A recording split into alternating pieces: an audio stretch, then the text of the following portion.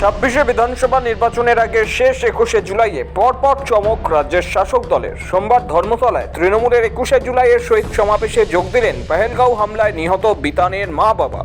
উপস্থিত তেহট্টের শহীদ জওয়ান ঝন্টু আলী শেখের পরিবারের লোকজনও। তৃণমূলের তরফে এদিন দুই স্বজনহারা পরিবারের হাতে 1 লক্ষ টাকা করে আর্থিক সাহায্য তুলে দেওয়া হয়। গত 22শে এপ্রিল ভয়াবহ জঙ্গি হামলা ঘটে কাশ্মীরে।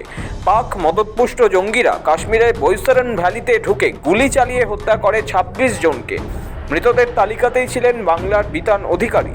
তার পরিবার পাটুলির বাসিন্দা হলেও কর্মসূত্রে তিনি ফ্লোরিডাতে থাকতেন। দেশে এসে কাশ্মীরে ঘুরতে গিয়ে জঙ্গি হামলায় নিহত হন তিনি। অন্যদিকে এই ঘটনার পরপরই জঙ্গিদের খোঁজে উপত্যকায় অভিযান চালায় ভারতীয় সেনা। সে সময় জঙ্গিদের সঙ্গে গুলির লড়াইয়ে উধমপুরে শহীদ হন বীর জওয়ান ঝন্টু আলী শেখ। তার পরিবার নদিয়ার তেহট্টের বাসিন্দা। এই দুই পরিবারই সোমবার উপস্থিত ছিলেন 21শে জুলাইয়ের শহীদ সমাবেশে। উভয় পরিবারের হাতেই তৃণমূলের তরফে তুলে দেওয়া হয় 1 লক্ষ টাকা করে আর্থিক সাহায্য।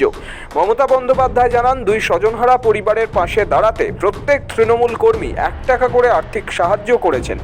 আর আমাদের দলের সহকর্মীদের পক্ষ থেকে আমরা এই দুটো পরিবারকে আমাদের সামান্য দলীয় কর্মীদের 1 টাকা করে দেওয়া, আমরা 1 লক্ষ টাকা করে এই দুটো পরিবারের হাতে আমরা 21শে জুলাই আমরা তাদের পরিবারের হাতে তুলে দিচ্ছি।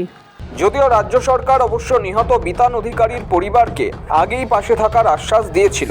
এককালীন 10 লক্ষ টাকা আর্থিক সাহায্যের কথা ঘোষণা করেছিলেন মুখ্যমন্ত্রী। এছাড়াও তার বাবার নামে একটি পেনশন ফান্ড করে দেওয়ার কথাও জানানো হয়েছিল সরকারের তরফে। সেখানে মাসিক 10,000 টাকা করে পাওয়া যাবে বলে জানানো হয়েছিল।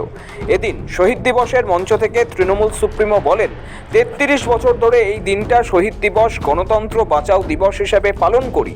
21শে জুলাইয়ের আন্দোলন না হলে ভোটাধিকার পেতেন না। সেদিন এই রাস্তায় রক্ত ঝরেছিল, 13 জন জীবন দিয়েছিলেন।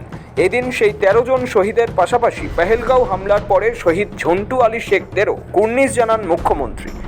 ব্যুরো রিপোর্ট, সময়, কলকাতা।